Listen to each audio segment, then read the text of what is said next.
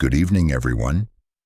Please take a second and let us know in the comments where in the shadows you are listening from. Please note this story may contain graphic descriptions not suitable for all audiences. Ready for a chilling adventure?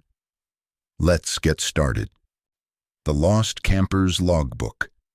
The storm had passed by dawn, leaving the forest soaked and eerily silent. A low mist slithered between the trees, and the ground squelched underfoot as the group of four, Mara, Josh, Lena, and Chris, picked their way through the drenched underbrush. They had been hiking off-trail, searching for a fabled abandoned campsite mentioned on an old hiker's forum, hoping for something Instagram-worthy or at least creepy enough for a good campfire story. They found more than that. Beneath the blackened remains of a long-dead campfire and a half-buried rusted kettle, Chris spotted a corner of weather-worn canvas sticking out from the soil. With a few tugs, they unearthed a water-damaged journal, its leather cover warped and brittle, the pages swollen and stuck together from moisture. The front was blank. No name, no date, just a single phrase scrawled on the inside cover in frantic, jagged letters. "Don't read this out loud." Naturally, they laughed. "Come on," Josh smirked, flipping open a semi-dry page. "What, is this like the Necronomicon for hikers?" "Maybe it's a prank," Lena offered, brushing moss from her sleeves. "Or a marketing thing for some ARG. Mara knelt next to him, peering over his shoulder. The ink had bled in places, but much of it was still legible. The entries were dated last fall from a group of campers named Mia, Dev, Rowan, and Jules. The first few pages were normal, long hikes, bad jokes, s'mores by the fire. Then things changed. Night 3, heard screaming from the trees. Sounded like Jules, but she was right next to me. She didn't move, didn't even blink, just stared into the dark. Night 4, Dev sleepwalked into the lake, said they told me to come. He nearly drowned. We had to tie him to a tree to keep him from doing it again. Day 6, Rowan won't speak, only writes in the dirt now, circles, over and over. We try to erase them, but they come back. As Josh read aloud, the group grew quiet.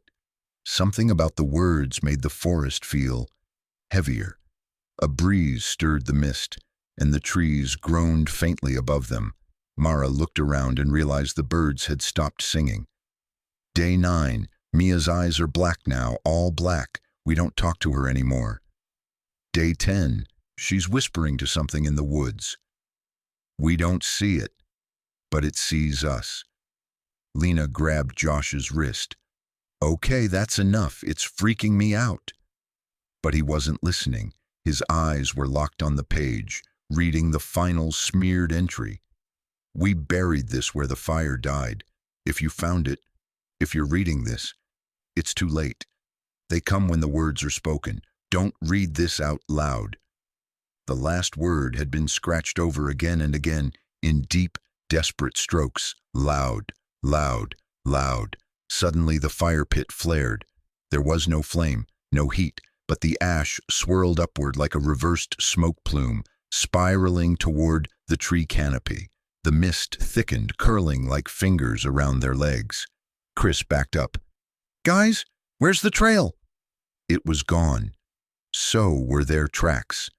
From the forest's edge came a whisper, not one voice, but many, layered over each other like the rustle of dead leaves.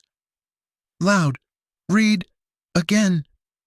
Josh dropped the journal. Lena screamed. From the shadows stepped a figure, tall, thin, eyes black as oil, and it smiled.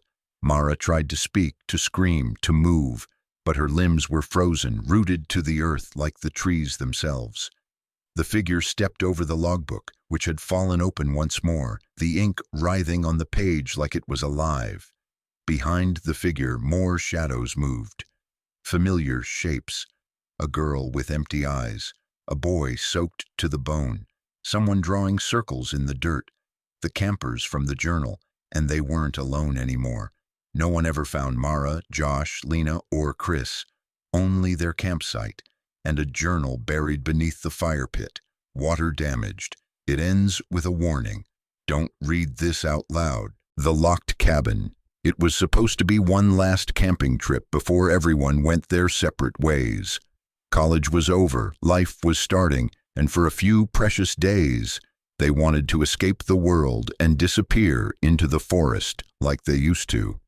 The six of them, Alex, Mariah, Jordan, Lexi, Dan, and Sam, drove hours out to the edge of Black Hollow Forest, a dense stretch of wilderness untouched by time and rarely explored beyond the first few trails. They hiked deep into the woods, far past the well-trodden paths, chasing that perfect clearing where they could pitch their tents and sit around the fire, telling stories and pretending for just a while that adulthood wasn't right around the corner. On the second day, as the sun dipped low and cast long golden shadows through the trees, Jordan spotted something strange. Barely visible beneath creeping vines and rotting moss was a structure, a building, a cabin. "What the hell?" Alex muttered, pushing branches aside.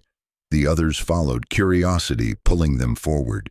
The cabin was old, ancient maybe, but what chilled them most was the thick, rusted chain wrapped tightly around the door from the outside, looped again and again through iron handles, secured with a massive padlock. "Why chain a door from outside?" Lexi whispered. No one answered. The windows were grimy, half-boarded, and impossible to see through. Dan circled the structure and found no other entrance, but the padlock wasn't exactly Fort Knox. Sam, always the problem solver, found a rock the size of a human head and swung it hard. After a few solid hits, the lock cracked with a snap and the chain fell loose. The heavy door creaked open. Inside, the air was stale, but not dead. The kind of smell you get from something long forgotten, but not long abandoned. The cabin was small, just one room with a narrow back door, also chained shut, and dust-covered furniture. But the real horror was what they found on the table. Canned food meticulously stacked, survival gear, a shotgun with no ammo, journals, maps, and photographs. Old, grainy photos, some faded almost to white, portraits of people, all of them labeled in neat handwriting on the back with names, dates, and the word missing. There were over a dozen. Some photos looked decades old. Others were recent enough to show people in modern clothing. A woman in a red hoodie holding a Starbucks cup. A man with a camping backpack and a GPS clipped to his belt. And then Mariah screamed, because the last photo on the pile wasn't old at all. It was practically new, and it showed Dan. Same face, same clothes, same hat he was wearing right now. Everyone froze. "This is a joke," Dan said quickly, but his voice cracked. "One of you put this here. You had to." No one answered. Lexi backed toward the door. "This isn't funny. We need to go now." But the door, somehow, was closed again, and the chain was back in place. "Did anyone shut it?" Alex asked, eyes darting. I swear to God I didn't," Mariah whispered, trembling. They tried to open the back door, but it was chained shut from the inside, and the key to the padlock was nowhere to be found. The sun was almost gone. Shadows deepened, pooling in the corners. A wind rattled the windows. And then, from somewhere in the woods outside, a knock. Not on the door. On the wall. 4 hard knocks. Slow, deliberate, then silence. Dan lunged for the window and tried to peer out, but the glass was too clouded. Another knock, this time on the back door. Then they heard it, barely audible at first, then louder, whispers, from the woods, from all around. Voices, dozens of them. Mariah was crying now, her fingers clutching the photo of Dan like it might disappear. Sam flipped through the journal on the table, desperate for answers. "It's a trap," he said, his voice low. "Whoever lived here, they knew.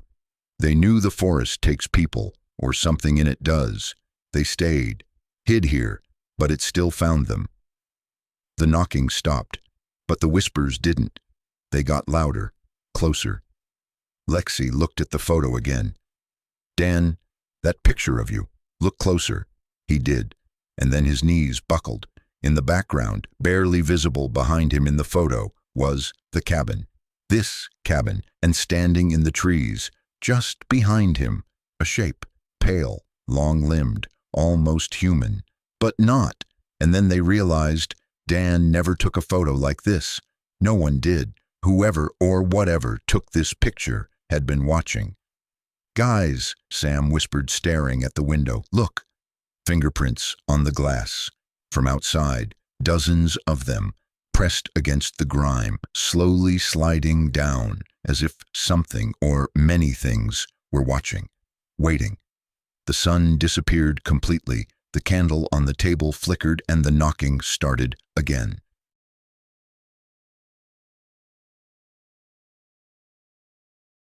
The knocking echoed through the tiny cabin, slow, deliberate, too steady, like something that wasn't human was mimicking the sound of a knock. And it was coming from both sides of the cabin now. Knock, knock, knock, knock. "Who the hell is out there?" Jordan shouted, pressing against the door as if he could stop whatever it was with sheer will. But no one answered, just that eerie rhythm like it was inside the trees themselves. Alex gripped the shotgun on the table, even though they all knew it was useless without shells. Still, the weight of it in his hands gave him something to focus on. "We need to block the windows," he said. "If they can't see us, maybe—" "Too late," Mariah whispered. "They already saw us." The journals, the photos, the missing people, all of them found inside a locked cabin. Someone or something had brought them here before. Maybe even lured them here. Dan stood frozen by the wall, still staring at the photo of himself. "I don't remember that moment," he murmured. "I don't remember ever standing like that, wearing this, looking like that. But I did. It's me. It's real. But I swear to you, I don't remember that moment." Lexi suddenly grabbed Sam's arm. "There's something I saw in the journal," she said. "Flip to the back. There was something, drawings, symbols, maybe a ritual, something to keep it out." Sam didn't need convincing. He flipped to the last pages of the old, leather-bound book. There it was, a crude circle drawn in charcoal, surrounded by symbols none of them recognized.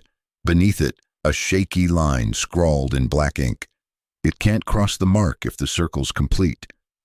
But if it breaks, you're done." Alex dumped the backpack onto the floor and grabbed a piece of chalk from the survival kit. He didn't ask questions, he just started drawing. They cleared the center of the cabin, pushing old furniture against the walls. Alex worked fast, his hands shaking as he copied the circle and the runes from the page. Outside, the whispers turned into low, moaning sounds, like wind filtered through something not quite alive. The doorknob jiggled. Once, then again. Something was testing it. Sam lit every candle they had and placed them at the edge of the chalk circle. The knocking stopped. Dead silence, then scraping, a long, high-pitched, screeching sound against the wood, like nails or claws or something even sharper, and it circled the cabin once, twice, 3 times. Then it stopped. "Don't step outside the circle," Lexi whispered, tears running down her cheeks.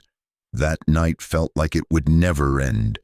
They huddled inside the circle, every sound from the woods amplified by their fear. The trees moaned in the wind. Branches cracked. Footsteps, or things pretending to be footsteps, padded just outside. But they stayed in the circle. The sun eventually rose, pale and cold and gray through the filthy windows. But it was enough. The whispers stopped. The cabin grew quiet. Cautiously they opened the door. The chain was gone. No sign of who or what had locked it. Just the empty woods, still and silent as a graveyard. They didn't speak as they packed. No one wanted to admit what they'd seen, what they'd felt. They left everything behind. the journal, the gear, the photos. But Mariah kept the photo of Dan. Even now, months later, she still has it. And sometimes when she stares too long at the edges, she swears the shadows behind him have moved.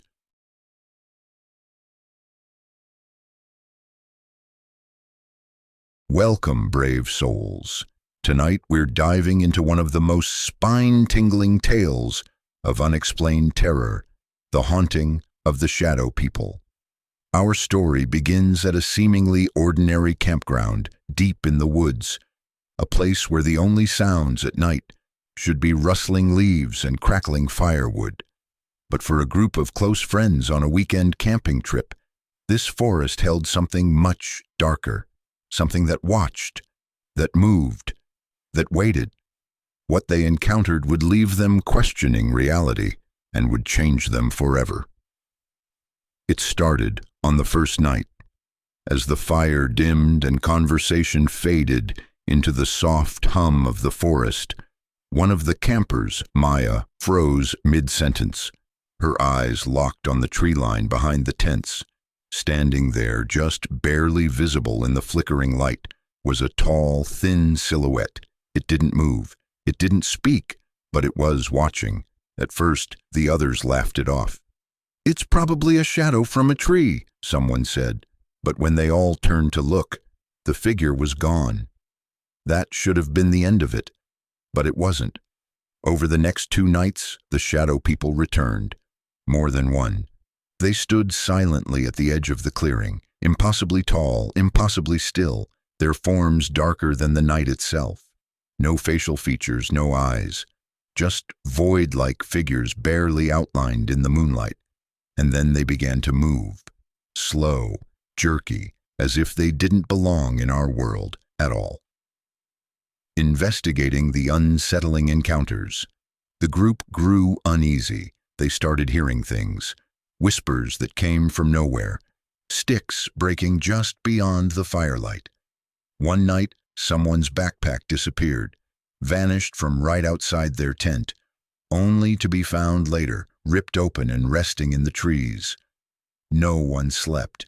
Some campers claimed to see the figures even when they closed their eyes, behind eyelids, in dreams, even in reflections. Paranoia took hold. One camper, Josh, insisted they were being followed, even during daylight hikes. Another, Leah, began having panic attacks and refused to leave the tent at night. They weren't alone in those woods. Theories began to form.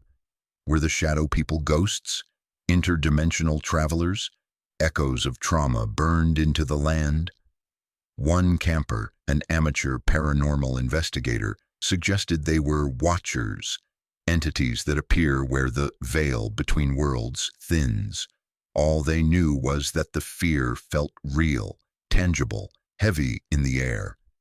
After fleeing the campground on the final morning, some of the group tried to make sense of what had happened. Psychologists might say they experienced a shared hallucination, group hysteria triggered by isolation and fear. Others believe something about that land wasn't quite natural. Some locals say the campground sits on an ancient site, one tied to lost rituals and long-forgotten lore. Others say people have been seeing shadows there for generations, and not all of them came back sane. But despite all the theories, no one has ever been able to explain exactly what happened. The mystery remains. Have you ever seen a shadow person? Do you believe they're figments of the imagination or something much more sinister? Share your experiences in the comments. We want to hear your stories, because the more we talk about them, the more we seem to see them. If you enjoyed this unsettling tale, don't forget to like, subscribe, and share with fellow seekers of the strange and unexplained. And before you go camping again, maybe check the shadows, because sometimes they watch back. Love horror, ready to confront what waits in the shadows. Like, share, and subscribe if you dare.